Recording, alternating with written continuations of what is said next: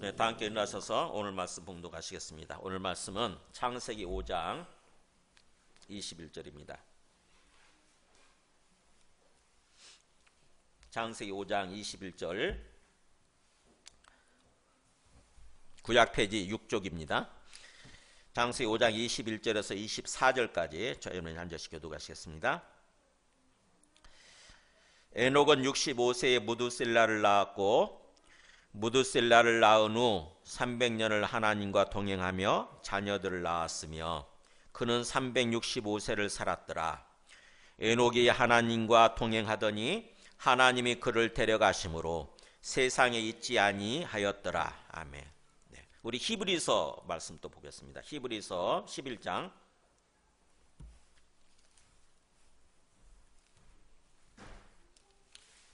히브리서 11장 5절 6절입니다. 히브리서 11장 5절 6절 신약 페이지 364쪽 5절 6절 저희는 교독하시겠습니다. 믿음으로 에녹은 죽음을 보지 않고 옮겨졌으니 하나님이 그를 옮기심으로 다시 보이지 아니하였느니라. 그는 옮겨지기 전에 하나님을 기쁘시게 하는 자라 하는 증거를 받았느니라. 믿음이 없이는 하나님을 기쁘시게 하지 못하나니 하나님께 나아가는 자는 반드시 그가 계신 것과 또한 그가 자기를 찾는 자들에게 상 주시는 이심을 믿어야 할지니라. 아멘. 앉으시겠습니다.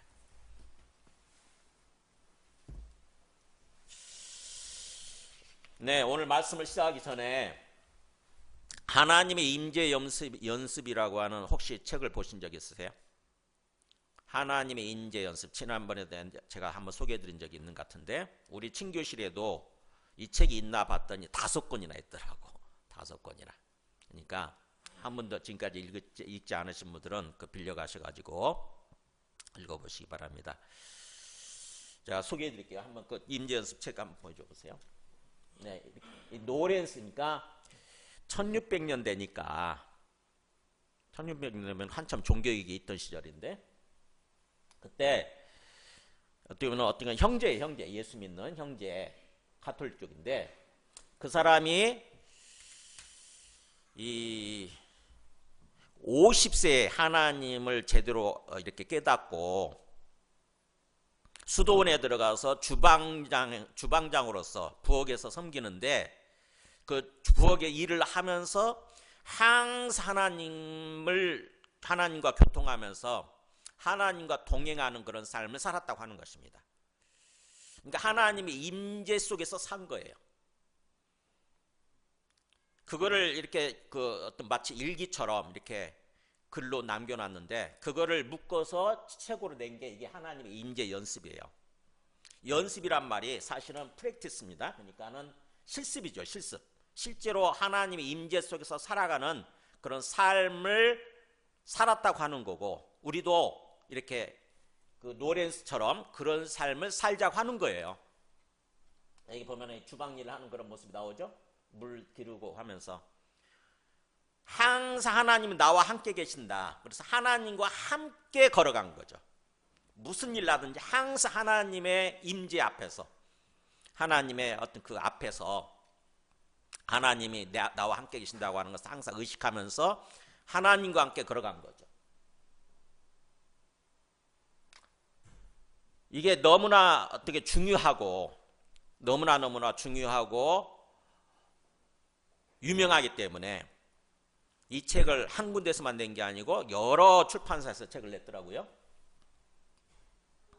또 유튜브로도 보니까 이거를 요약하고 소개하는 게 되게 많더라고요. 제가 하나를 보여드리겠습니다. 한번 그 동영상 한번 좀 보여줘 보세요.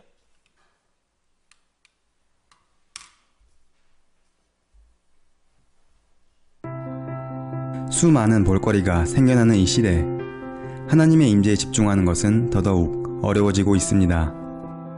무릎 꿇고 기도하는 시간 외에도 하나님의 임재를 경험할 수 있을까 하는 질문에 수도사 로렌스 형제가 남긴 말이 있습니다.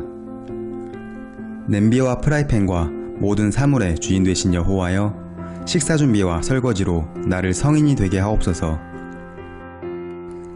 로렌스 형제는 식사 준비를 하면서도 하나님과 끊임없이 대화를 나누었고 그렇게 하나님의 임재를 연습하며 신앙의 성숙을 이루었습니다. 책 현대인을 위한 하나님의 임재 연습을 통해 하나님의 임재가 무엇인지 그리고 그 임재를 경험하는 6가지 방법을 나눠보고자 합니다. 하나님의 임재란 무슨 뜻일까요? 로렌스 형제는 하나님의 임재가 자신의 영혼을 하나님께 맡겨드리는 것이며 하나님이 자신과 함께 계신다는 사실을 깨닫는 것이라고 말했습니다. 여러분이 하나님과 연결되는 방법을 찾고 싶어 영상을 클릭한 이 순간도 하나님의 임재를 경험하고 있다고 말할 수 있다는 것이죠. 로렌스 형제는 하나님의 임재를 경험하는 연습을 6단계로 나눠 놓았습니다. 첫 번째는 삶의 정결함입니다. 말이나 생각 그리고 행동으로 하나님께서 기뻐하지 않는 일을 하지 않도록 자신을 잘 지켜야 한다는 것입니다. 죄는 분리를 의미하고 그 죄는 하나님과 우리를 분리시키기 때문입니다. 두 번째는 집중입니다. 교회 예배당에서만이 아니라 혼자 있는 방이나 차 안에서도 모든 소음을 차단하고 잠잠히 기다리며 오직 하나님께만 집중하는 연습을 해보세요. 그렇게 연습하다 보면 사람들이 많은 곳이나 시끄러운 곳에서도 잠잠히 주님께 집중할 수 있게 될 것입니다. 세 번째는 하나님을 바라보기입니다. 아침에 일어나 새날 주신 하나님께 감사하고 학교와 직장에서도 하나님을 인정하고 잠자리에 들 때도 안식처와 가정을 주신 하나님께 감사하는 것입니다. 어떤 일을 하기 전이나 후에 잠깐이라도 하나님을 바라보는 연습을 하며 삶의 순간순간마다 하나님을 초청해야 한다는 것입니다. 네 번째는 굴복입니다. 하나님께 이렇게 고백해보세요. 주님, 저는 온전히 당신 것입니다. 전심으로 주님을 사랑합니다. 제 마음을 당신 것으로 바꿔주세요. 이렇게 고백하다 보면 사랑이 마음속에서 넘쳐나게 될 것입니다. 또 내가 해결해야 할 일들과 필요한 것들을 리스트로 만들어서 하나님께 구하는 것이 아니라 내 자신을 복종시켜 주님, 주의 종이 듣겠나이다 말씀하십시오 라고 고백해야 합니다. 하나님은 소원을 들어주는 산타가 아니라 나와 동행하기를 열망하시는 인격체이시기 때문입니다. 다섯 번째는 습관입니다. 처음에는 어렵지만 꾸준히 임재를 연습하다 보면 이것이 습관이 되어 어느 순간 자연스럽게 하나님과 동행하는 자신을 발견하게 됩니다. 항상 평안해 보이는 대다수의 사람들은 자신도 모르는 사이에 하나님의 임재가 습관화되어 항상 하나님과 함께하고 있는 것입니다. 항상 곁에 계시는 하나님을 영으로 경험하기에 기쁨이 충만한 것입니다. 여섯 번째는 하나님과 하나됨입니다. 하나님과 하나되는 상태에 도달하려면 세상의 즐거움을 찾는 감각과 영을 억제해야 합니다. 그럴 때 우리는 세상 속에서 살고 있지만 세상의 쾌락을 초월하는 하나님의 임재의 기쁨을 맛보며 살아갈 수 있다는 것입니다. 이 6가지 과정을 계속해서 연습하다 보면 여러가지 영적인 유익이 있는데 그 중에 하나는 바로 우리의 믿음이 더욱 굳건해진다는 것입니다. 어떤 상황을 볼 때 인간적인 시선이 아니라 하나님의 시선으로 바라볼 수 있게 되며 선택을 할 때에도 나의 유익이 아니라 하나님의 뜻에 부합하는 결정을 할 수 있게 된다는 것입니다. 쉽게 말해 주님과 하나가 된다는 것입니다. 기쁠 때나 슬플 때나 평안할 때나 어려울 때나 모든 상황들 가운데서 하나님을 삶으로 초청한다면 결국엔 하나님의 임재 안에 살아가는 삶을 살 수 있을 것입니다. 하나님의 임재를 매일 그리고 매 순간 누리게 될 수 있기를 기대합니다. 오늘 말씀이었습니다. 감사합니다.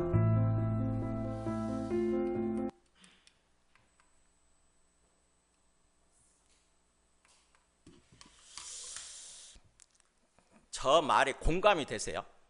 저 말이 이해가 되고 공감이 되세요? 내가 어느 정도 공감이 되고 이해가 되느냐에 따라서 내 신앙적인 어떤 성숙도를 이렇게 알게 됩니다. 그러니까 내 신앙이 참으로 성숙해 있으면 저게 다 아멘 하게 돼요. 내가 하고 있는 건데 맞습니다 그러면서 하게 되는 거죠. 근데 내 신앙이 성숙하지 않고 아직 어린 단계에 있다 그러면 저게 뭔 소리야 이렇게 하게 되는 거예요. 저게 뭔 소리야 도대체. 자, 오늘 말씀 한번 보세요. 이게 얼마나 중요한지. 창세기 돌아와서 한번 보세요. 창세기 보면은 이 2장 17절 한번 보세요. 2장 17절 보면 하나님이 인간을 지으시고 그 다음에 에덴 동산으로 이렇게 인도하시죠. 에덴 동산에 두시는 거예요. 그러면서 에덴 동산에서 참으로 행복하게 풍성하게 삶을 살아가기를 바라시면서 모든 것을 환경을 갖춰주신 거죠. 그러면서 한 가지만 금하셨어요. 그게 뭐냐면은 선악을 알게 하는 나무의 열매는 먹지 마라. 만일 너가 그것을 먹는 날에는 반드시 죽으리라 그렇게 하셨어요. 그러니까 딱 한 가지. 선악을 알게 하는 나무 열매는 먹지 마. 그거 먹으면 너 반드시 죽어. 이렇게 얘기한 거죠. 지금 살아있다는 얘기잖아요. 그죠? 지금 뭔가 생명이 충만한 그런 상태에 있는 거죠. 하나님이 원하시는 그런 생명이 충만한 가운데 그런 삶을 살고 있는데 만약에 하나님이 금하신 그것을 먹게 되면은 생명을 잃게 된다고 하는 것입니다. 죽게 된다는 거예요. 근데 어떻게 됩니까? 아담과 하와가 마귀의 유혹, 뱀의 유혹을 받아가지고 그 뱀의 유혹에 넘어가면서 먹어버리잖아요. 그죠? 먹어버려요. 그러면은 하나님 말씀하신 대로 죽는 게 나타나야 되잖아요. 죽게 된다고 그랬으니까. 반드시 죽는다고 그랬으니까. 죽습니까? 안 죽습니까? 실제로는 안 죽죠. 바로 안 죽잖아요. 먹었는데 바로 안 죽어요. 이때부터 나중에 이 아담과 하와는 얼마 동안 살다가 죽습니까? 아담은요 무려 5장 5절 보면은 934일을 살고 죽어요. 934일. 그러니까 바로 죽는 거 아니에요. 930년이나 있다가 죽는다고. 900년이나 있다가. 그러면 반드시 죽으리라 한때 이 죽음이라고 하는 게 뭘까요? 네, 성경에서 생명을 얘기하고 죽음을 얘기할 때는 항상 세 가지를 얘기한다고 하는 걸 우리가 알아야 돼요. 세 가지입니다. 세 가지. 우리는 자꾸 한 가지만 생각해요. 살고 죽는다 그러면은 내 육체적으로 죽는 거, 내 육체적으로 살고 육체적으로 죽는 거, 이 한 가지만 생각하잖아요. 근데 성경은 하나님께서 말씀하시는 때는 세 가지를 얘기해요. 먼저 영적으로 살고 죽는 것입니다. 영적으로 살고 영적으로 죽는 것. 즉 다시 말하면 하나님과의 관계에 있어서 살고 또는 하나님과 관계가 끊어지는 모습, 그게 죽는 거예요. 즉 영적 생명, 영적 죽음이에요. 영적 생명, 영적 죽음. 그게 첫 번째예요. 그 다음에 두 번째는 뭐냐면은 육체적인 죽음이에요. 진짜 우리가 죽잖아요. 그죠? 아담도 이때부터 900년이나 있는 뒤에 죽지만 어쨌든 죽지 않았습니까? 육체적인 죽음이에요. 두 번째가. 그 다음에 세 번째는 뭐냐? 영원히 죽는 거예요. 영원히. 영원히 살고 영원히 죽는 거. 그게 언제 일어나냐면 예수님 재림하실 때 일어나죠. 주님 재림하실 때 영원한 생명으로 가든지 아니면 영원한 죽음으로 가든지 그렇게 되는 거죠.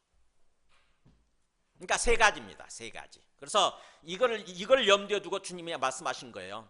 너가 그걸 먹게 되면 넌 반드시 죽어. 반드시. 영적으로 죽고 육체적으로 죽고 영원히 죽게 돼 이거예요. 그러면은 그것이 순차적으로 일어나는 거죠. 먼저 영적으로 죽는 게 나타나요. 즉 하나님이 계신 곳에서 쫓겨나잖아요. 나중에 그 3장 뒷부분 보면 3장 23절에 보면은 하나님이 여호와 하나님이 에덴 동산에서 그를 내보내요 이렇게 되잖아요. 하나님이 계신 에덴 동산에서 쫓겨나요. 하나님과 분리가 되는 것입니다. 그게 영적 죽음이에요. 영적 죽음. 그것이 제일 먼저 일어나죠. 그 다음에 나중에 900년 정도 지난 다음에 육체적으로 죽게 되죠. 그러니까 이 성경에서 말씀하는 이 어떤 살고 죽는 거, 이걸 우리가 잘 이해를 해야 돼요. 그래야 성경 말씀이 이해가 됩니다. 우리가 예수님 믿으면 예수님이 생명을 주신다잖아요. 그죠? 근데 우리는 지금 예수 믿고 있잖아요. 그러면 우리가 생명을 받았을 거 아닙니까? 그 생명이 뭐예요? 영적 생명이에요. 하나님과 관계가 회복된 거. 하나님과 관계가 회복되어서 하나님과 함께 살아가게 된 거. 그것이 바로 영적 생명이에요. 예수님 믿으면 그 생명을 주신다는 거죠, 우리한테. 우리는 그 생명을 받은 사람들이에요. 영적 생명이 우리한테 있는 사람들이에요. 그러면 우리가 이 땅에서 신앙생활을 할 때, 삶을 살아갈 때에 어떤 삶을 살아야 되냐면은 그 영적 생명에 걸맞는 삶을 살아야 되는 거예요. 항상 하나님과 함께하는 그런 삶을 살아야 되는 거죠. 그 생명이 우리한테 주어졌대잖아요. 항상 하나님과 함께 살아가는 거예요. 근데 예수님 믿고 구원받았다고 그러면서도, 하나님의 생명을 받았다고 그러면서도, 영적 생명을 받았다고 그러면서도 전혀 그런 생각이 없이 그냥 나 혼자 하나님 전혀 의식하지 않고 하나님도 생각되지 않고 그냥 나 혼자 계속 산다. 그러면 세상 사람들과 다를 바가 뭐 있냐고요. 그잖아요. 예수 믿지 않는 사람이나 구원받지 못한 사람이나 다를 바가 뭐 있어요. 만약 그렇게 된다고 한다면 예수 믿고 생명을 주신다는 게, 생명을 얻는다고 하는 게 거짓말이 되어버리는 거죠. 그잖아요. 우리는 거짓말을 믿고 거짓말에 속아서 그렇게 신앙생활을 하는 거 아닙니까? 그렇게 되면은, 만약 하나님의 말씀이 이게 사실이라고 한다면은 우리는 예수님 믿고 생명을 받아서, 영적 생명을 받아서 그 다음부터는 하나님과 함께 삶을 살아가야 되는 거죠. 우리의 의식이 거기에 맞춰져야 됩니다. 그래서 그 말씀 보면은 그렇게 하고 나서 에덴 동산 쫓겨난 다음에 이제 보세요. 이 4장 5장, 이 4장 5장 굉장히 아는 게 중요해요. 창세기 4장 5장. 지금 에덴 동산에서 쫓겨난 사람들의, 그래서 그들의 그 인생 이야기가 두 종류의 인생이 나옵니다. 두 종류의 인생. 첫째, 아담 그 4장 1절에서 24절까지는 가인의 후손들이에요. 가인의 후손들. 하나님이 계신 에덴 동산을 쫓겨나다 보니까 그들은 진짜로 하나님을 안 믿어요. 그 다음부터는 그냥 자기 마음대로 살아요. 자기 욕심을 따라서 죄를 범하면서 살아가는 거죠. 그래서 가인의 후손들의 이야기, 그야말로 죄가 깊어지고 타락이 깊어지는 그런 모습으로 삶을 사는 거, 그들의 어떻게 보면 세상 사람들이죠. 지금 현재 예수 안 믿는 세상 사람들의 그 모습, 삶의 모습을 이렇게 알려줍니다.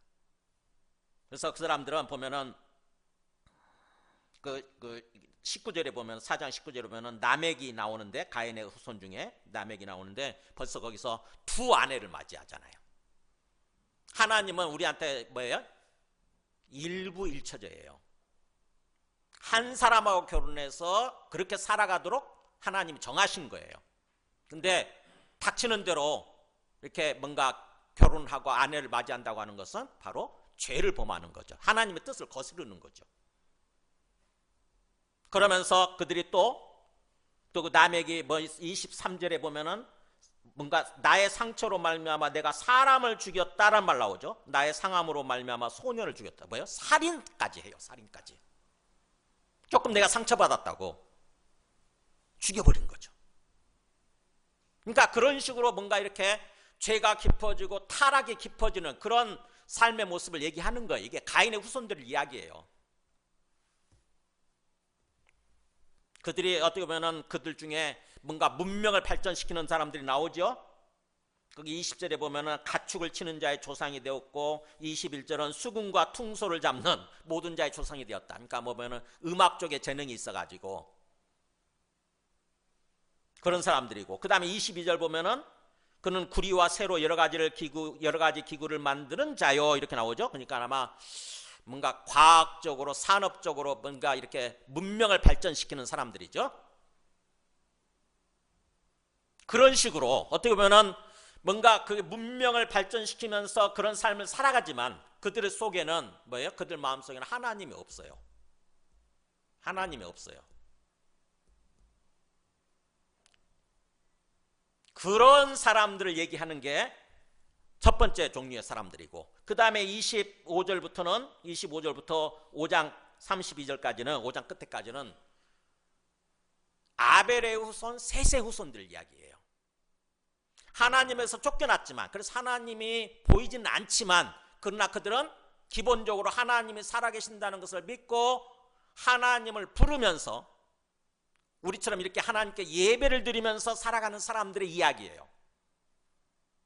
25절에 그랬죠. 아담이 다시 자기 아내와 동침함에 그가 아들을 낳아 그의 이름을 셋이라고 그랬다. 씨앗이란 뜻이에요. 씨앗이라고 이름을 붙였으니 이는 하나님이 내게 가인이 죽인 아벨 대신에 다른 씨를 주셨다 함이라.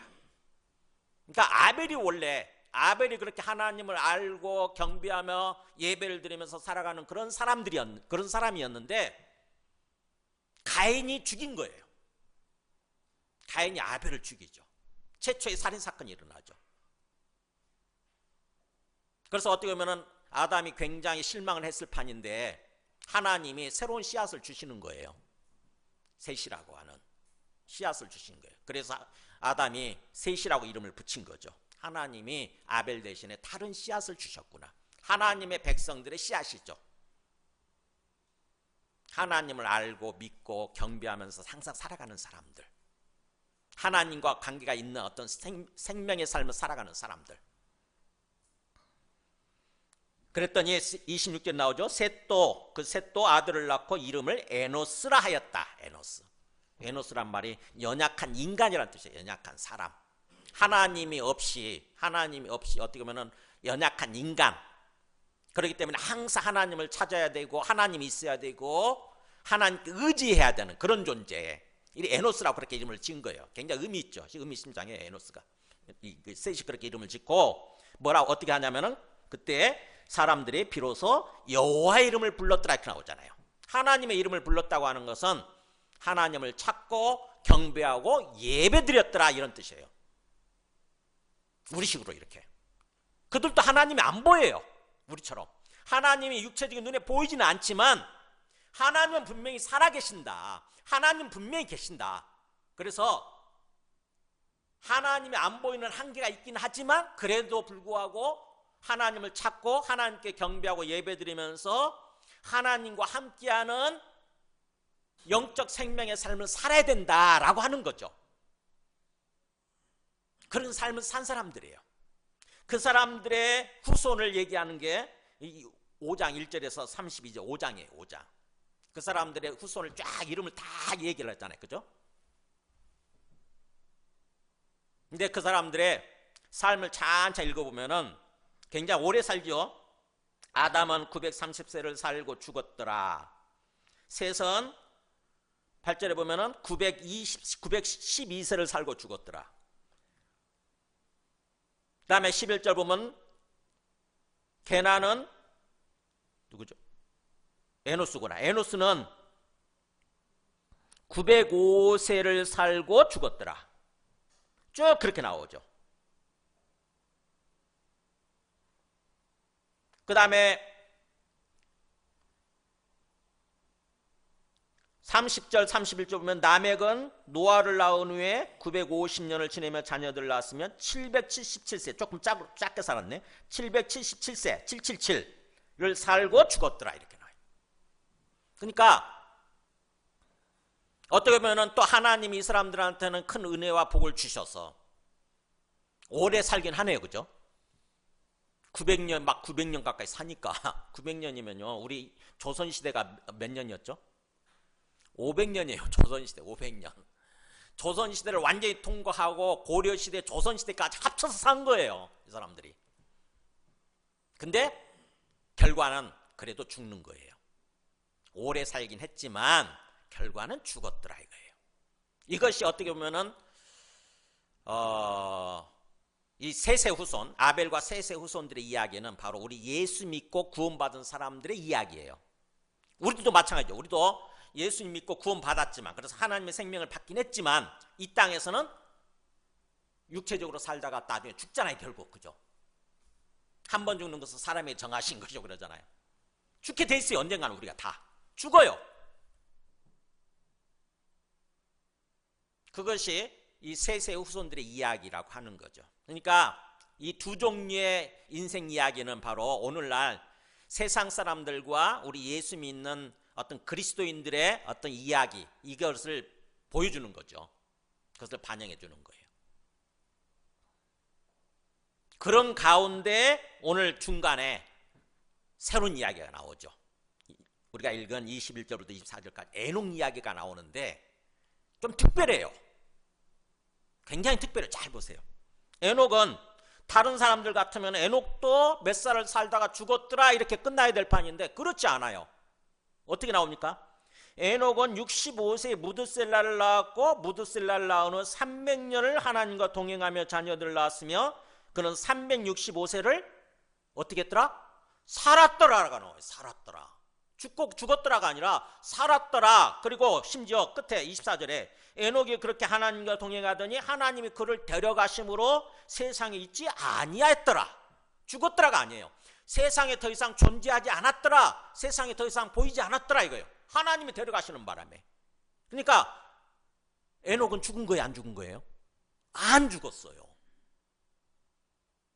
에녹은 안 죽었어요.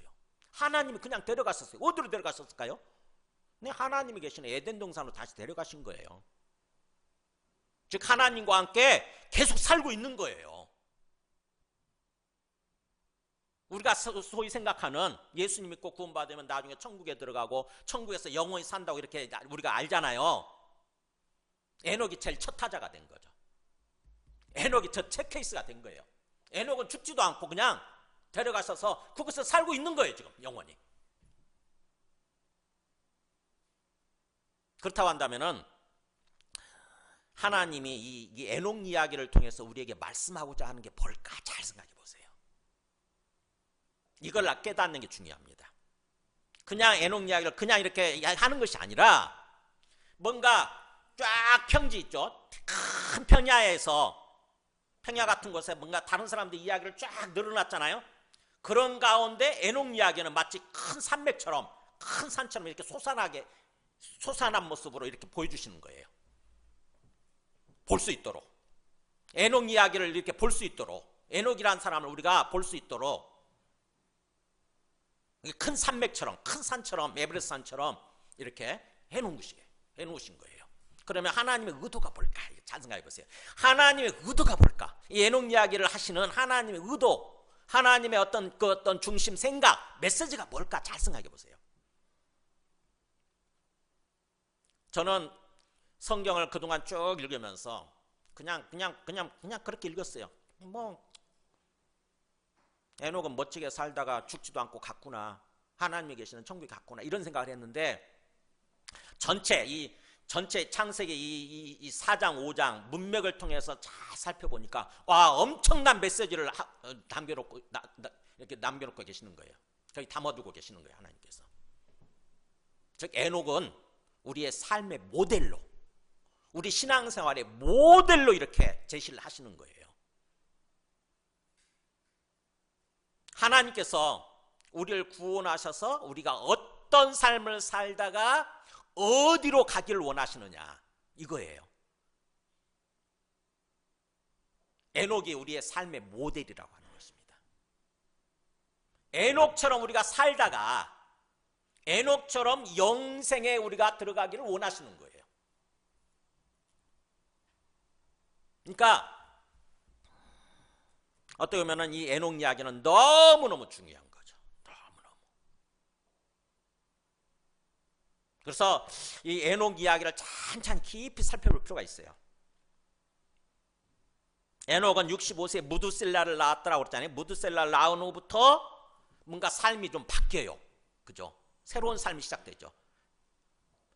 왜 그랬을까요? 저는 무드셀라를 낳은 게 뭔가 계기가 됐구나 이런 생각을 했어요. 그래서 도대체 무드셀라가 뭐지? 자식을 낳아놓고 에녹이 왜 무드셀라라고 이름을 지었을까? 자기 아들 이름을.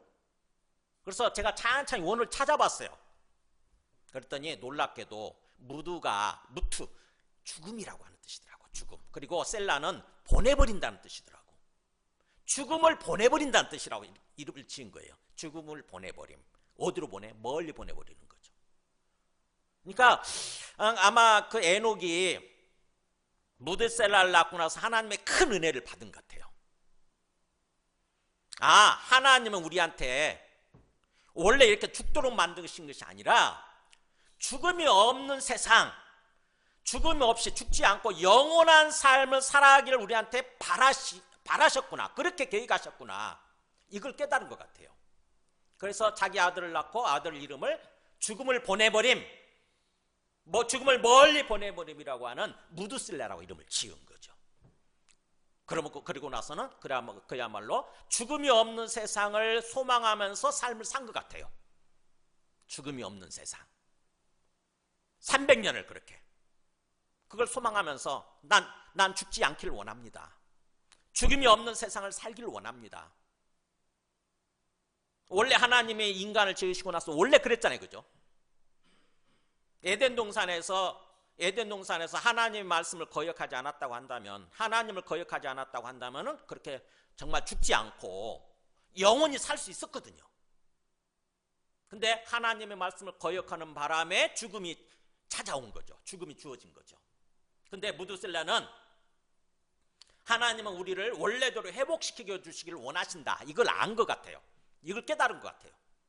그래서 무드셀라라 그렇게 이름을 짓고 나서 그 다음부터 그런 삶을 소망하면서 삶을 산 거죠. 그런 삶을 소망하면서 어떤 삶을 살았느냐? 하나님과 동행하는 삶을 살았다고 하는 거죠. 하나님과 동행하는 삶. 하나님과 동행했다, 같이 걸었다 뜻이잖아요. 하나님과 동행했다. 근데 그 동행했다는 말이 중요한 단어예요. 제가 일부러 그래서 우리 주보에다 써놨어요. 동행했다는 말이 영어로도 써놨죠. 히트 할렉 그래가지고 계속 나를 쳐서 걷게 한다는 뜻이에요. 우리의 어떤 그 타락한 본성이라고 하는 것은 육신이라고 그랬죠. 헬라어로 사르크스. 우리 육신은 하나님과 동행하는 삶을 살려고 하지 않아요. 우리의 의식이 하나님 없이 살아가는, 하나님 없이 나 혼자 살아가는 것에 완전히 찌들어 있다고 하는 것입니다. 우리 의식화가 그렇게 돼 있어요. 하나님으로부터 쫓겨난 다음에 이제 하나님 없이 살아가는 거죠. 그게 완전히 우리 의식 속에 찌들어가지고 완전히 의식화가 돼가지고 하나님이 영으로 우리한테 임재해 계심에도 불구하고 그것을 부인하고 이제 그야말로 하나님 안 보이기 때문에 내 욕망대로 내 자아대로 계속 사는 거죠. 하나님 없어. 하나님 없어. 안 보이잖아. 하나님 없다고. 나 혼자라고. 그러면서 자꾸 내 생각대로 이렇게 내 생각을 고집하면서 사는 거예요. 우리 그렇지 않습니까? 잘 보세요. 예수님 믿고 우리가 하나님 앞에 있게 됐지만 우리가 우리 일상 삶을 잘 돌아보세요. 얼마나 하나님을 의식하지 않고 하나님 없는 어떤 세상을 사냐고요, 우리가. 그죠? 하나님 없는 시간을 살아요. 절대적인 시간의 어떤 그 비중이, 절대적인 시간이 하나님 없는 삶이에요. 우리 24시간 중에 정말 하나님을 생각하고 하나님과 이렇게 하나님의 임재를 느끼면서 하나님과 교제하면서 이렇게 살아가는 시간은 얼마나 됩니까? 1시간도 안 돼요, 하루에. 그죠? 지극히 짧은 시간, 이렇게 예배 드릴 때나 순간적이죠, 어떻게 보면. 그만큼 우리의 의식이 어떤 고아의식, 혼자 있다고 하는 그 의식 가운데 찌들어 있다고 하는 거죠. 근데 이 에녹은 그것을 깨우친 거예요. 그런 생각이 들 때마다 그거를 자기를 쳐서 하나님께 맞춘 거예요. 하나님은 지금 내 앞에 계시지 않느냐. 그래서 내 욕망을 절제하고 내 자아를 절제하고 하면서 자기를 쳐서 하나님과 함께 보조를 맞춰서 하나님과 함께 내가 걸어가야 돼, 하나님과 함께 살아야 돼 했다고 하는 것입니다. 그게 동행했다는 뜻이에요. 우리가 예수님 믿고 하나님과 관계가 회복이 되어지고 그래서 우리가 하나님과 함께하는 그런 삶을 시작했다고 한다면은, 살기 시작했다고 한다면은 우리가 항상 그런 삶을 살려고 해야 되는 거죠. 내 속에서는 끊임없는 갈등이 있을 거예요. 내 욕망이 뭔가 이렇게 어떤 그 부각이 되고 내 어떤 고집과 자아가 부각이 되면은 자꾸 하나님을 부인하고 하나님을 의식하지 않고 내 마음대로, 내 욕심대로, 내 고집과 내 자아대로 그렇게 살려고 하지 않습니까? 그거를 쳐서 굴복시키는 거예요. 하나님이 지금 내 앞에, 내 옆에, 나와 함께 계시다는 게 사실이라고 한다면, 그게 분명한 사실이라고 한다면은 우리는 하나님과 함께 살려고 해야 되는 거 아닙니까? 그잖아요. 내 어떤 자아가, 내 자아가 그것을 자꾸 뭔가 부인하고 마귀가 뭔가 그렇게 나를 유혹해서 하나님 없는 삶을 살아가려고 하려고 할 때에 나를 쳐서 복종시키는 거예요. 하나님이 계신다. 하나님이 지금 내 앞에 함께 계신다. 나를 쳐서 굴복시키는 거예요. 그게 하나님과 동행하는 삶이에요. 예수님도 그래서 그 누가복음 9장 23절에 보면은 우리가 예수님 믿고 삶을 산다고 그럴 때, 신앙생활 한다고 그럴 때 누가복음 9장 23절에 그런 말씀하신 적 있죠? 아무든지 나를 따라오려거든 뭐라고 그러세요? 자기를 부인하고 날마다 자기 십자가를 지고 나를 따를 것이냐, 나를 쫓을 것이냐. 그러니까 뭐예요? 어때 우리 신앙생활 지침이에요 이게. 예수 믿고 구원받은 다음에 이 땅에서 우리 삶의 지침, 우리 신앙생활의 지침이에요. 아무든지 나를 따라오려면 예수님의 뒤를 따라가는 게 우리 신앙생활 아닙니까? 그죠? 그러려면 어떻게 해야 된다고요? 첫째, 자기를 부인해야 된다는 거죠. 나를 부인해야 된대. 나를 부인한다는 게 뭐예요? 나의 생각을 부인하는 거고, 나의 고집을 부인하는 거고, 나의 자아를 부인하는 거죠. 내 생각을 내려놓는 거예요. 내 인생에 내가 주인이라고 하는 생각을 내려놓는 거예요. 나의 주권을 내려놓는 거예요. 왜냐하면은 하나님이 내 앞에 살아계시고 나와 함께 계신다고 한다면 그분이 나의 주인이 되기를 원하시는 거죠. 그분이 내 삶을 이끌어가기를 원하시는 거예요. 그럼 내 주권하고 충돌이 일어나요. 내 주권이. 내가 내 주인 되려고 그러는데, 내가 내 뜻대로 하려고 그러는데 하나님이 아니다. 너 그러면 죽어. 너 그러면 망해. 내가 주인 되어줄게. 내가 너의 삶을 인도해줄게. 그런단 말이죠. 자꾸 충돌이 일어난다고. 그럴 때 어떻게 해야 되냐고요. 나를 부인해야 되죠. 내 주권을 고집하면서 살게 되면 결국 망하는 거예요. 분명히 내가 예수 믿고 구원받았다는데 내 삶이 망해. 행복하지 않아. 복되지 않아. 왜요? 그냥 예수 믿는 건 믿는 거고 내 삶을 살아가는 것은 내 식대로 살아간 거죠. 고집 피우면서. 즉 종교 활동이 돼버린 거예요. 종교 활동 일종의. 예배 드릴 때만 그럴듯한 모습으로 찬양하고 이렇게 예배 드리지만 일상 삶을 살아가면서는 또다시 내가 주인 돼가지고 내가 하나님이 주셔서 내가 주인 돼서 삶을 살아가는 거예요. 하나님이 주인 되시려고 하는 것을 그냥 부인해버리는 거예요. 무시해버리는 거예요. 하나님은 우리를 사랑하셔서 우리를 평안하게 하시고 기쁨을 주시고 또 형통하게 하시려고 그러시는 건데 그렇게 되지 않는 거죠. 그래서 자기를 부인하라. 너 자신의 부인으로. 그 다음에 뭐예요? 날마다 자기 십자가를 지라. 날마다 네 십자가를 지는 게 뭐예요? 죽는 거예요. 죽는 거. 육신을 따라 살아가려고 하는 나를 죽이는 거죠. 십자가에 죽이는 거예요. 못 박는 거예요. 우리가 예수님 처음 믿을 때 바로 이게 내 십자가를 지고 믿는 거거든요. 지금부터는 예수님 믿겠습니다. 그동안 내가 주인 돼 있었던 그거를 나를 죽이고 예수님을 주인으로 모시고 살겠습니다라고 결심하고 예수님 믿기 시작한 거예요. 근데 시간이 흘러가면서 신앙생활이 뭔가 연륜이 깊어지면서 점점 또 내가 살아나죠. 그죠? 점점 내가 또 살아나. 그러면 하나님께서 주인 되시지 못하니까, 예수님이 주인 되시지 못하니까 내 삶이 어떻게 보면 타락하고 죄를 짓고 죽음으로 망하는 걸로 이렇게 또 몰리게 되는 거죠. 그래서 한 번 죽는 것이 아니라, 한 번 십자가를 지는 것이 아니라 날마다 십자가를 지라고 이렇게 얘기를 하는 거죠. 날마다 매일 죽어야 된다는 거죠. 매일. 한 번 죽음으로 끝난다는 게 아니죠. 우리 육신이 계속 살아나요. 우리 자아가 계속 살아난다고.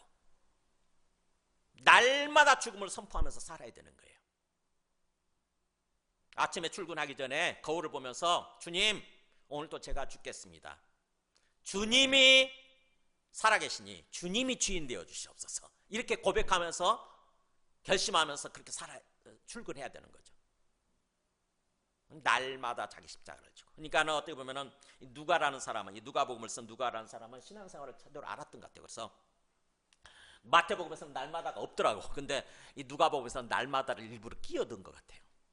날마다 죽어야 된다. 그래서 사도 바울도 그걸 알아서, 사도 바울도 고린도전서 15장에 보면 뭐라고 했어요? 나는 날마다 뭐 하노라?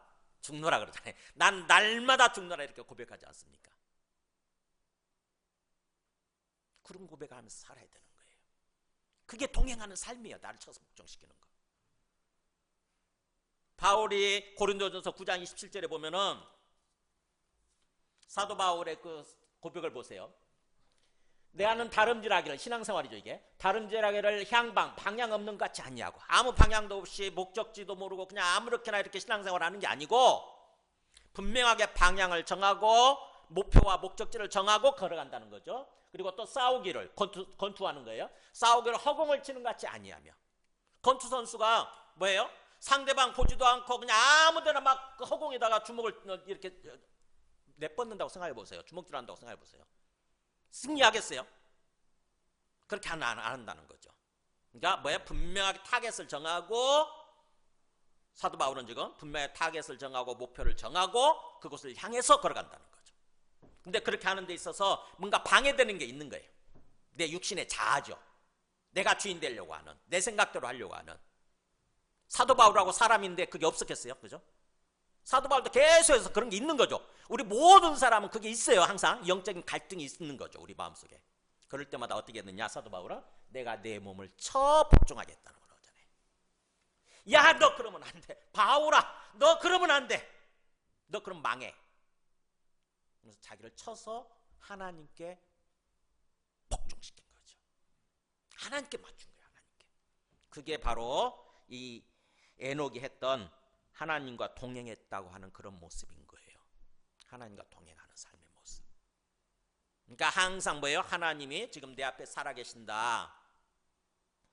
그 하나님이 항상 나와 함께 계신다. 이렇게 하나님의 임재의식 속에서 하나님을 의식하고, 어떻게 보면 하나님과 대화하면서, 하나님께 기도하면서 하나님과 함께 보조를 맞춰서 걸어간 거죠. 그게 하나님과 동행하는 삶인 거예요. 에녹이 그렇게 했더니 하나님 보실 때 너무너무 기뻤나 봐요. 에녹의 그 신앙생활의 모습이, 에녹의 그 삶을 살아가는 모습이 하나님이 바라시는 바로 그 모습인 거예요. 비록 하나님 보이진 않지만, 지금 육체적으로 눈에 보이진 않지만 하나님이 살아계시는 것은 엄연한 사실이니까, 팩트니까 이 땅에서 영적으로나마 하나님을 의식하고 하나님과 동행하는 그런 영적 생명의 삶을 살아가기를 하나님 바라시는 거죠. 우리들한테. 그랬다가 나중에 주님 재림하실 때 우리가 부활해가지고 그야말로 천국으로 들어가서 천국에서 영생하게 되는 거죠. 그때는 육체도 살아나고, 육체도 부활해가지고 살아나고 회복이 되고, 모든 생명이 다 살아나는 거예요. 영적 생명도 살아나고, 육체적인 생명도 살아나고, 영원한 생명도 살아나고, 이렇게 그런 모습으로 살기를 바라시는 거죠. 그러니까 이 땅에서 우리가 신앙생활 할 때 에녹처럼 사는 거예요. 에녹처럼 하나님 그걸 바라시는 거예요. 그래서 마치 모델처럼 모든 사람들이 볼 수 있도록 이렇게 산처럼 불쑥 또 솟아오르는 산처럼 이렇게 에녹의 삶을 이렇게 배치해 놓은 거예요.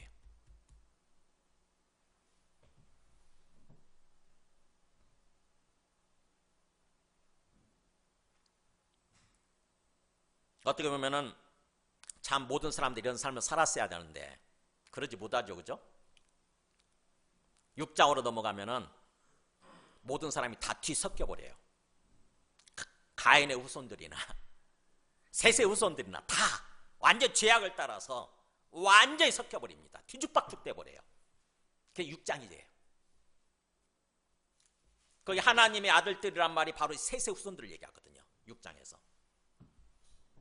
사람의 딸들은 바로 가인의 후손들이에요. 가인의 후손들에게서 아름다운 여자들이 이렇게 태어나니까 하나님의 아들들, 셋의 후손들이 뭐예요? 닥치는 대로 아내로 맞이하는 거예요. 닥치는 대로. 한 번 결혼하는데 만족하지 않고 닥치는 대로. 그러니까 하나님 보실 때 너무 기가 막힌 거예요. 이게 세상이. 하나님 만드신 세상이 뭔가 이렇게 뭔가 어떤 그 행복한 세상이 아니라 뭐예요? 자기 욕심을 따라서, 자기 욕망을 따라서 오직 자기 것을 취하면서, 그래서 뭔가 그야말로 포악함이 가득한 그런 세상이 돼버린 거죠. 그래서 13절에 그랬잖아요. 6장 13절에 하나님이 노아에게 그랬을 때 모든 혈육 있는 자의 포악함이 땅에 가득함으로, 그잖아요. 모든 혈육 있는 자, 모든 인간들의 그 포악함이 땅에 가득해가지고 결국 하나님이 결심을 하시죠. 뭐예요? 다 없애야 되겠다, 이렇게. 절대로 이 사람들은 선하게, 내 뜻대로 선하게 정말 행복한 삶을 살아갈 수 없는 존재들이구나. 그래서 다 쓸어 없애야 되겠다 한 게 바로 홍수 심판이에요. 그러니까 우리가 하나님의 백성들이고 하나님의 자녀들이지만, 예수 믿고 구원받아서 그렇지만, 우리들도 세상 사람들과 뒤섞여 가지고 오로지 내 욕심대로, 내 욕망과 내 고집과 내 자아대로 그렇게 삶을 살아간다. 그러면 우리는 존재할 가치가 없는 거예요. 하나님 그걸 내버려 두시겠냐고요. 하나님이 심판하실 수밖에 없어요. 우리 예수 믿는 사람도 심판하실 수밖에 없어요. 어떻게 보면 오늘날 지금 교회가 약해지고 예수 믿는 사람들이 자꾸 없어지고 복음도 전해지지 않고 하는 게 바로 하나님의 심판이 지금 작동되고 있는 거예요. 우리가 그런 똑바른 삶을 살지 않았잖아요. 예수 믿는 사람답게 똑바른 삶을 살지 않았다고. 진정으로 항상 하나님의 임재를 생각하고 하나님의 임재 앞에서 하나님을 의식하고 하나님이 기뻐하시는 모습으로 삶을 살았어야 되는데 그러지 않았잖아요.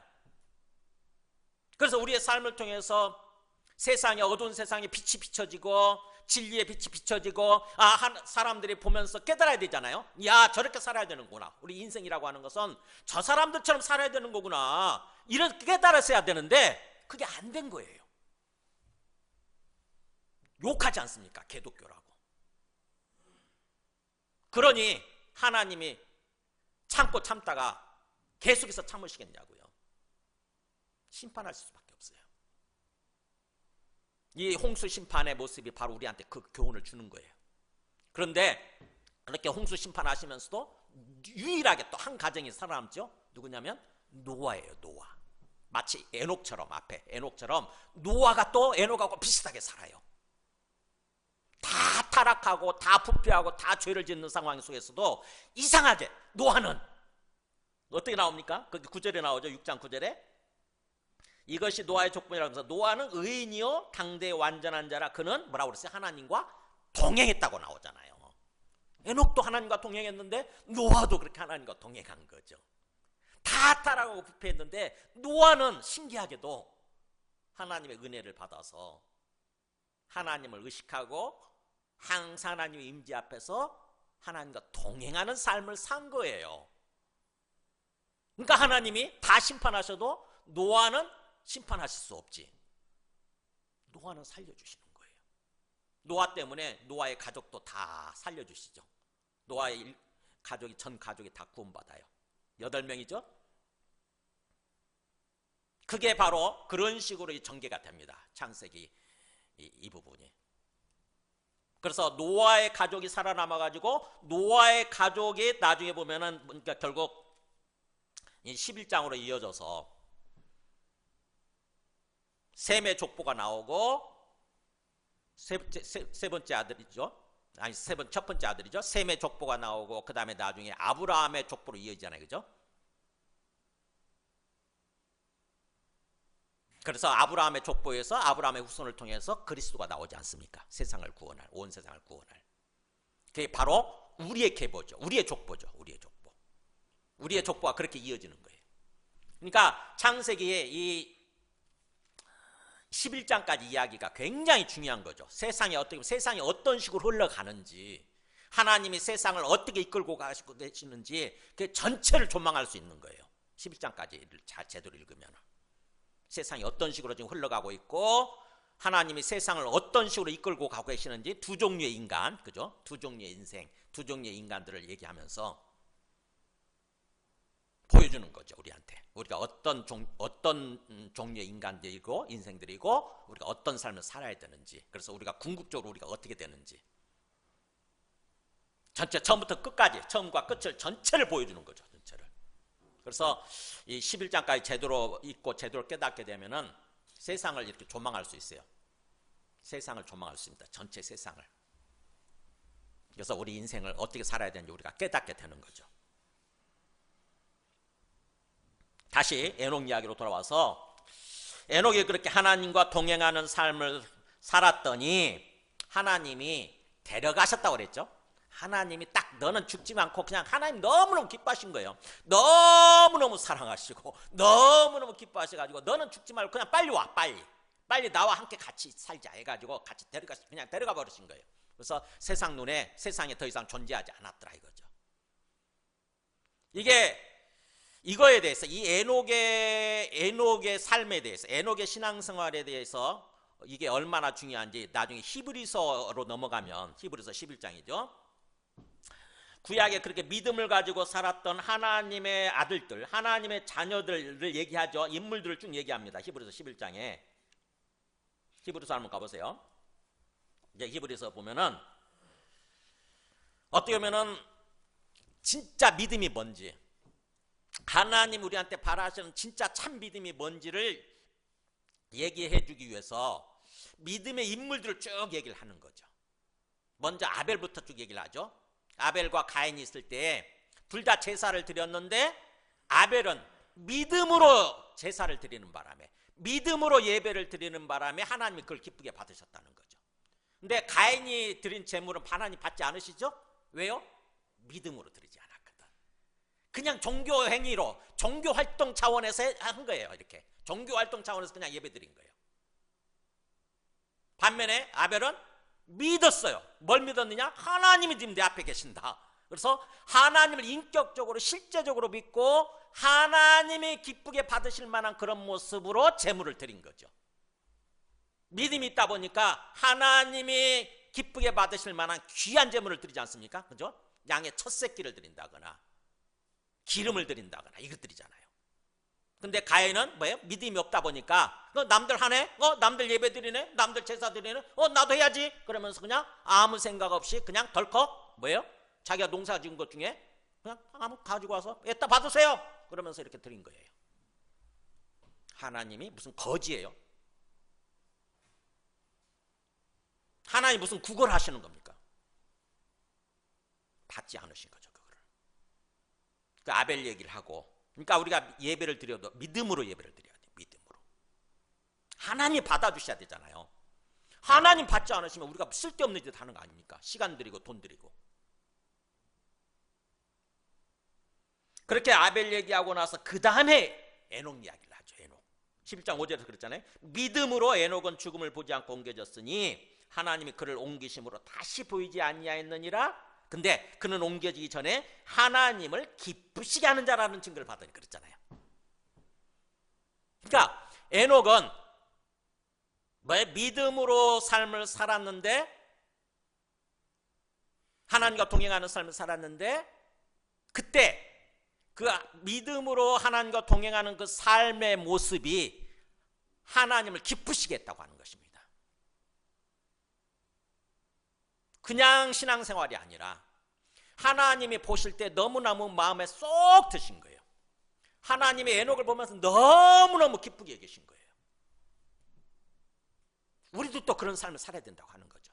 우리 신앙생활 할 때 우리는 뭐예요? 삶의 초점이 내한테 맞춰지면 안 돼요.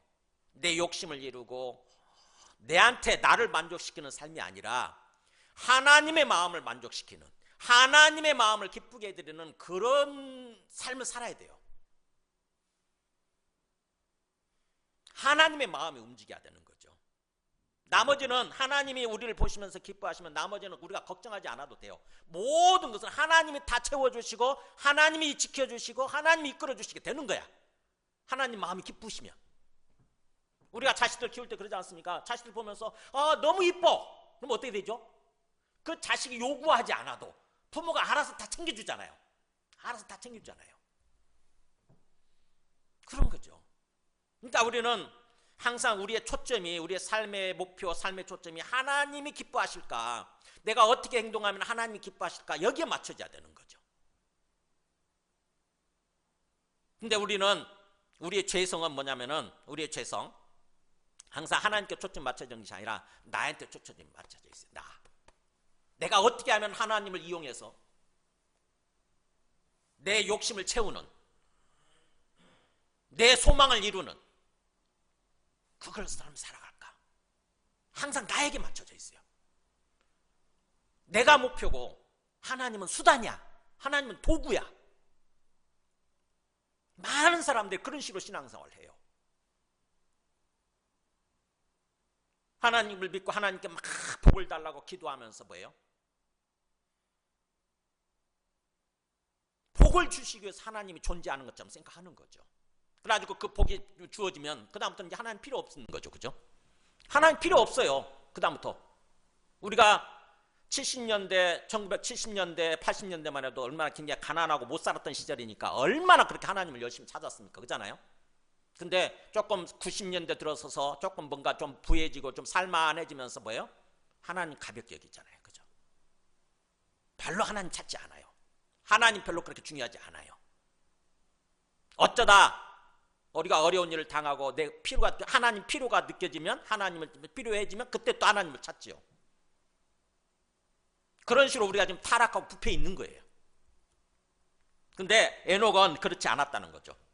에녹은 하나님을 기쁘시게 하는 자다라고 하는 증거를 받았대요. 그러니까 뭐예요? 하나님이 보실 때 에녹은 정말 내 마음을 기쁘게 하는 사람이구나, 정말 내 마음을 쏙 드는 사람이구나, 이렇게 하나님이 인정해 주신 거예요. 에녹의 그 믿음이 하나님을 기쁘게 해드리는 그런 믿음이었다고 하는 거죠. 그러면서 6절로 이어지는 거예요. 따라서 믿음이 없이는 하나님을 기쁘시게 하지 못하나니. 물론 접속사를 생략해 버렸지만 접속사 있어요. 따라서 믿음이 없이는, 에녹이 가졌던 그런 믿음이 없이는 하나님을 기쁘시게 하지 못한다. 그러면 에녹이 가졌던 그 하나님을 기쁘시게 하는 믿음은 뭐냐? 하나님께 나아가는 자는 뭐예요? 반드시 그가 계신 것과 또한 그가 자기를 찾는 자들에게 상 주시는 이심을 믿어야 할지니라. 두 가지예요. 두 가지. 정말 하나님 기쁘게 해드리는 믿음이 뭐냐? 우리가 가져야 될 믿음은 첫째 뭐예요? 하나님의 존재를 믿는 거예요. 하나님이 계시다고 하는 걸 믿는 거예요. 하나님 계시다고 하는 거. 눈에 안 보이는데요? 안 보이니까 믿음이 필요하지. 이렇게 보이면 그걸 믿으라고 누가 그래? 그냥 보면 되는 거지. 그잖아요. 그죠? 이거 보면서 이거 있습니다. 이거 누가 말하겠어요? 이거 믿으세요. 누가 그렇게 말하겠냐고. 안 보이지만, 안 보이잖아 지금. 그죠? 안 보이지만 분명히 있잖아요. 있잖아요. 이렇게. 하나님 그렇게 하시는 거죠. 하나님 우리 눈에 안 보여요. 그러나 하나님이 살아계시다는 것입니다. 하나님 계세요. 그걸 믿는 거예요. 그 하나님이 멀리 계시는 게 아니고 내 앞에 계시다고 하는 거죠. 항상 나와 함께 계시다고 하는 거예요. 이걸 맞는 거예요. 하나님이 지금 나와 함께 계신다. 그래서 하나님이 지금 내 앞에 나와 함께 임재해 계신다. 하나님의 임재의식 가운데 살아가는 거.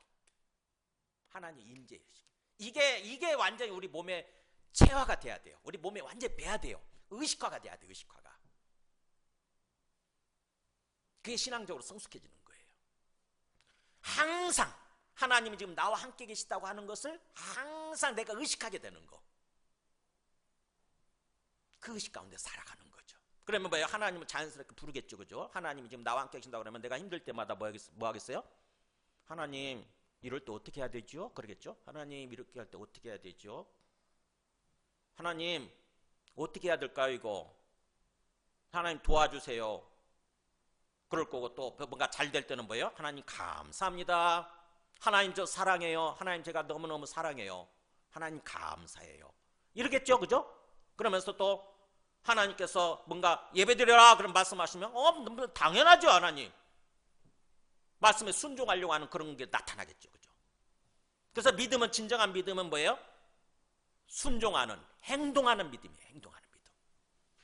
행위가 없으면 죽은 믿음이라고 그러잖아요. 야고보서 기자는. 내가 진짜로 살아계신 하나님을 믿는다고 한다면 당연히 행위로 나타나는 거예요. 당연히 행동하게 되는 거예요. 하나님 말씀에 순종해서 행동으로 나타나게 돼 있는 거예요. 내가 왜 말씀대로 순종하지 않느냐? 믿음이 없어서 그래.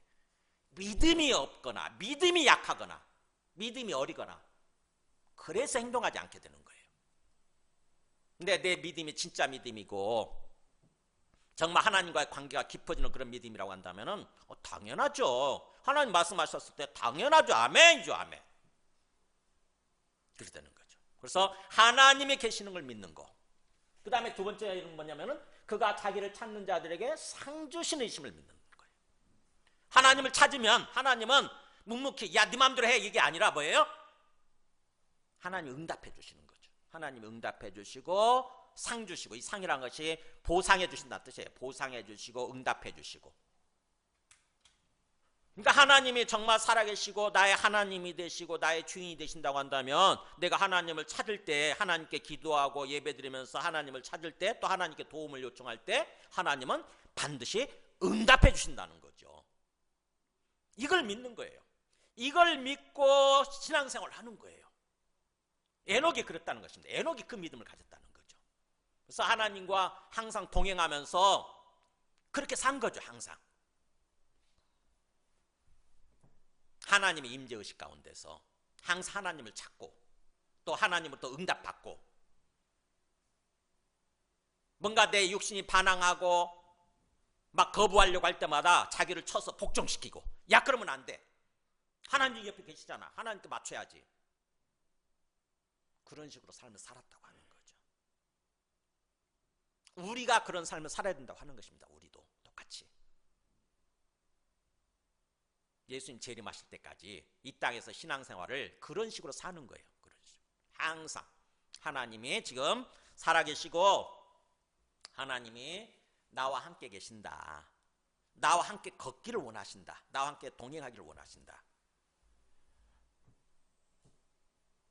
그렇게 하나님을 기쁘시게 해드리려고 하는, 거기에다 초점 맞추고 삶을 살아야 되는 거죠. 우리 지난 시간에 말씀을 나눴던 그 민수기에서 갈렙도 그랬잖아요. 갈렙도, 그죠? 갈렙도 정말 다른 사람들과는 다르게 정말 하나님을 믿었잖아요. 그래가지고 다른 사람들이 야 우리 애굽으로 돌아갈래? 돌아가자 그럴 때 갈렙이 나서서 뭐라고 얘기합니까? 민수기 14장 8절에 여호와께서 우리를 기뻐하시면 그랬잖아요. 야 다른 거 다 필요 없어. 하나님이 우리를 보시고 기뻐하시면 하나님이 우리를 그 땅으로 들여보내실 거야. 그 땅 우리한테 주실 거야. 이거잖아요. 하나님 우리 기뻐하시면. 그러니까 뭐예요? 갈렙도 그냥 자기 마음을 초점을 뭐예요? 자기 삶의 초점을 하나님 기뻐하시는 것에 맞춘 거예요. 내가 어떻게 하면 하나님이 기뻐하실까? 하나님만 기뻐하시면 나머지는 만사 오케이니까. 근데 만약 하나님이 싫어하시면, 우리를 모습을 보고 싫어하시면 어떻게 되죠? 그러면 당연히 우리한테 주신 약속도 이루어지지 않을 뿐만 아니라 망하게 되는 거죠. 그래서 그 다음 얘기가 나오잖아요. 민수기 14장 34절에 하나님 그대로 말씀하시지 않습니까? 너희는 그 땅을 정탐한 날 수인 40일의 하루를 1년으로 쳐서 40년간 너희의 죄악을 담당할지니, 여기 나오죠? 너희는 그제서야 뭐라고 그랬어요? 내가 싫어하면 어떻게 되는지를 알리라. 우리의 모습을 보고, 우리의 믿음의 모습을 보고 하나님이 싫어하신다? 그러면 이렇게 우리가 망하는구나, 우리가 심판당하고 망하게 되는구나, 이거를 경험하게 될 거라고 하는 거죠. 알게 될 거라고 하는 거죠. 근데 우리가 꼭 그래야 돼요. 우리가 심판당해서 꼭 망하게 되고 그때서 알아야 됩니까? 그게 얼마나 어리석어요. 그렇게 되면. 그잖아요. 그렇게 하지 않아도 되잖아요. 미리 알아서 하나님 기뻐하시면 우리가 그야말로 우리 어떤 그 하나님 주신 약속이 이루어지고 우리의 소망이 이루어지는구나, 우리가 행복한 삶을 살 수 있구나, 복된 삶을 살 수 있구나라고 이렇게 하면 되지 않습니까? 그잖아요. 굳이 맛을 보고 실패를 경험하고 그래야 합니까? 자, 말씀을 정리합니다. 이 에녹 이야기를 천천히 묵상해 보시기 바랍니다. 그 하나님이 우리한테 뭘 말씀하고자 하는 천천히 한번 직접 저의 이야기를 듣고 깨닫는 것이 아니라 이거는 그야말로 하나의 보조 수단이에요. 제가 이렇게 설교를 해드리는 것은 보조 수단이고, 여러분이 직접 하나님의 임재 앞에서 하나님 말씀을 읽으면서 성령의 도우심을 받아서 깨닫게 되면 그 말씀은 바로 여러분의 것이 됩니다. 그리고 그런 삶을 살면, 에녹처럼 그런 삶을 살게 되면 당연히 나머지 모든 것은 여러분이 소망하는 것, 여러분이 바라는 것은 다 이루어지게 되는 거예요. 정말 기쁘고 복된 삶으로, 행복한 삶으로 이렇게 이어지게 되는 것입니다. 그래서 이 노렌스 형제가, 제가 거기 파워포인트 보여주세요. 그 요약을 해놨어요. 하나님과 동행하는 방법. 하나님 임재 연습이라고 하는 것은 뭐라고 얘기하냐면, 이 노렌스가 얘기한 거예요. 하나님 임재는 감정적 그런 게 아니라 마음의 방향이 항상 하나님께 향해 있는 상태다. 이걸 이렇게 얘기하더라고요. 우리 마음의 방향이 항상 하나님께 있는 거. 하나님을 향해 있는 거죠. 우리 마음이 항상 하나님을 생각하고. 그래서 하나님이 지금 여기 계신다는 단순한 믿음을 지속적으로 붙드는 거다. 그러니까 한 번 믿는 게 아니라 하나님 지금 나와 함께 계신다. 하나님 내 옆에 계셔. 이거를 자꾸 뭔가 지속적으로 계속적으로 반복해서 붙드는 거. 이게 중요하다는 거죠. 이 노렌스가 한 얘기예요. 그 다음에 그래서 하나님의 임재 연습 방법 4가지를 쉽게 이렇게 얘기하더라고요. 작은 일에도 항상 하나님을 의식하기. 작은 일 할 때도 항상 하나님을 의식하기. 그래서 사소한 일도 내가 그냥 하는 게 아니라 나의 욕심을 위해서 하는 것이 아니라 하나님을 사랑하기 위해서, 하나님의 마음을 기쁘게 해드리기 위해서 한다고 고백하는 거. 저는 서초동 사랑하게 있을 때 저하고 친한 전도사님 계셨어요. 그 전도사님이 이렇게 컴퓨터 컴퓨터 다 잘 치면서 아이고 주님 하고 자꾸 불러요. 왜 저러시나 그랬어요. 왜 저러시나. 근데 그게 하나님과 대화하는 거였더라고요. 항상. 그러니까 작은 일을 하면서도 항상 주님의 임재를 느끼고 임재를 의식하고 항상 고백하는 거죠. 제가 주님을 기쁘게 해드리기를 원합니다. 저 주님 사랑해요. 그 다음에 2번째, 자주 짧게 기도하는 거예요. 자주. 그러니까 기도 막 크게 이렇게 예배 드릴 때만 크게 막 깊이 기도하는 게 아니라 일상의 삶을 살아가면서 짧게 하나님 감사합니다. 하나님 함께 해주세요. 하나님 제 마음을 붙들어 주세요. 이렇게 자꾸 기도하는 거죠. 짧게. 순간마다 속으로 하나님께 마음을 드리고. 그 다음에 내가 혹시 실패할 수 있어요. 우리 인간인지라 완벽할 수는 없어요. 이 땅에서 삶을 살아가는 동안 완벽한 사람 아무도 없어. 완벽하게 행동하는 사람 아무도 없어요. 항상 우리가 실패할 때가 있습니다. 항상 순간적으로 뭔가 보이는 것에 속아가지고, 귀에 들리는 것에 속아가지고 하나님 그냥 임재 없이, 하나님 임재 의식 없이 내 마음대로 행해버리잖아요. 그게 실패한 거잖아요. 그걸 깨달았을 때 뭐예요? 자책하고 실망하고 뭔가 이렇게 어떤 낭망에 있지 말고 즉시 돌아오기. 즉시 실패 후에 즉시 돌아오기. 그래서 하나님 잊었을 때 나를 자책하지 않고 이 빙신 같은 놈아 왜 그렇게 살았어 그러면서 하지 말고 뭐예요? 그냥 하나님께 바로 돌아오는 거예요. 하나님 죄송합니다 이러면서 하나님 죄송합니다. 다시 하나님과 함께 할게요. 이렇게. 그 다음에 마지막 4번째, 감사 사랑의 마음을 유지하기. 뭐예요? 하나님이 계셔서 내 삶을 인도하고 계시니까 하나님 감사합니다. 입만 열면 감사합니다 그러는 거예요. 그래서 감사가 너무 중요하다는 거 아시죠? 성경에 여기저기 감사로 제사를 드린 자가 나를 영화롭게 하나니 그의 행위를 옳게 하는 자에게 내가 하나님의 구원을 보이리라 그러잖아요. 또 아무것도 염려하지 말고 오직 모든 일에 기도와 간구로 너희 구할 것을 뭘로 아뢰라? 감사함으로 하나님께 아뢰라. 감사함으로. 그러니까 감사라고 하는 것은 하나의 어떤 예의 바른 어떤 그런 게 아니라, 예의 차원이 아니라 뭐예요? 하나님을 믿는 믿음의 표현이에요. 하나님이 지금 나와 함께 계시고 나의 주인 되셔서 내 삶을 인도하고 계시고 인다고 하는 그 믿음의 표현이 바로 감사로 나타나는 거예요. 하나님 감사해요. 하나님 감사합니다. 그래서 항상 기뻐하라, 쉬지 말고 기도하라, 범사에 뭐라고 그러세요? 감사하라. 모든 일에 감사하라는 거죠. 모든 일에 감사하라. 감사가 너무너무 중요한. 우리 삶이 굉장히 힘들 때도 감사합니다 하기 시작하면 그게 마스터키가 됩니다. 어떻게 보면 우리 삶을 열어주는. 신앙의 마스터키. 그 다음에 사랑. 하나님을 향해서 계속 사랑하는 마음을 고백하는 하나님 저 사랑. 하나님 사랑합니다. 하나님 사랑합니다. 하나님은 그걸 듣기를 원하시거든요. 우리가 인간 간의 관계에서도 마찬가지잖아요. 누군가가 난 당신 사랑해요. 이럴 때 얼마나 우리 마음이 기쁩니까? 그잖아요. 뻔한 거지만 이상하게 그 소리 들으면 정말 우리 마음이 풀리면서 뭔가 기쁘잖아요. 우리 자식으로부터 그 얘기 듣는다고 해보세요. 저는 엄마 아빠 사랑해요. 엄마 아빠 제가 사랑해요. 이럴 때. 유치하고 뻔하게 생각될지 모르지만 이상 그 얘기 들으면 기뻐. 하나님이 똑같아요. 하나님과 우리 관계가 하나님 부모가 되시고 우리는 자녀들이잖아요. 우리가 하나님을 향해서 하나님 제가 사랑해요. 정말 제 마음을 다하고 뜻을 다하고 힘을 다해서 제가 하나님 사랑해요. 사랑하기를 원해요. 그럴 때 하나님 마음이 너무 기쁘신 거죠. 그래서 감사와 사랑의 마음을 계속해서 표현하는 거. 이게 바로 이 네 가지. 작은 일에도 항상 하나님 의식하기, 자주 짧게 기도하기, 실패한 후에는 즉시 돌아오기, 감사와 사랑의 마음을 계속 유지하기. 이게 하나님과 동행하는 삶의 구체적인 방법이라고 하는 것입니다. 노렌스가 얘기한 거예요. 놀라워요. 1600년대에 저렇게 삶을 살았다는 게 정말 놀라워요. 우리 이 종교교육을 이끌 때 종교교육자들이 기치로 내걸었던 게 뭐냐면 코람데오라고 하는 거 들어보셨어요? 코람데오. 대오는 하나님이고 코람은 뭐뭐 앞에서요. 뭐뭐 앞에. 그러니까 하나님 앞에서라는 뜻이에요. 하나님 앞에 우리가 서 있다는 거지. 또 하나님 앞에 서 있어야 된다는 거지. 왜 가톨릭이 중세시대 때 그래 부패했느냐? 하나님 임재의식이 없었기 때문에 그래요. 하나님이 지금 함께 계신다라고 하는 그 임재의식, 코람데오 정신이 없었기 때문에 그냥 내 육신을 따라서 그야말로 죄를 짓고 부패하고 타락한 삶을 산 거죠. 그래서 가톨릭 종교가 부패해져 버린 거예요. 근데 종교개혁자들이 그 종교개혁 신앙개혁이죠. 일종의 신앙개혁을 일으키면서 우리는 다시 코람데오 정신을 회복해야 된다.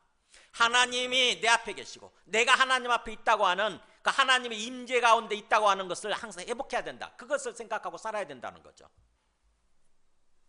그래서 우리가 오늘 이 에녹처럼 항상 하나님의 임재의식이 충만한 가운데서 항상 하나님을 의식하고 하나님과 기쁘게 교통하면서 이렇게 하나님과 동행하는 그런 삶을 사는 거, 이게 우리의 신앙생활의 핵심이라고 하는 것입니다. 본질의 본질, 핵심, 원리. 그거 얘기하고자 하는 게 사실은 성경은. 이 한 가지 얘기하기 위해서 이 많은 성경 말씀이 있는 거예요. 사실은 어떻게 보면. 계속 다른 차원에서 반복을 하죠. 계속. 이것만 이루어지면 항상 하나님의 임재 의식 가운데서 하나님과 동행하는 그런 삶만 이루어지게 되면 나머지는 별로 우리가 걱정하지 않아도 돼요.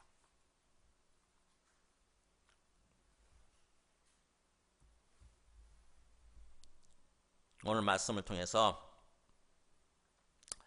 한번 천천히 시도해 보시기 바랍니다. 그래서 오늘부터 한번 삶을 좀 바꿔보세요. 우리가 인정하든 부인하든 간에 하나님이 우리 앞에 살아계시는 것은 분명히 맞거든요. 그건 사실이거든, 팩트거든. 내가 그것을 얼마나 인정하고 받아들이느냐, 그래서 그렇게 뭔가 삶을 살아가려고 하느냐에 따라서 우리 삶이 완전히 달라진다고 하는 것입니다. 우리 함께 찬송하고 기도하겠습니다. 찬송가 435장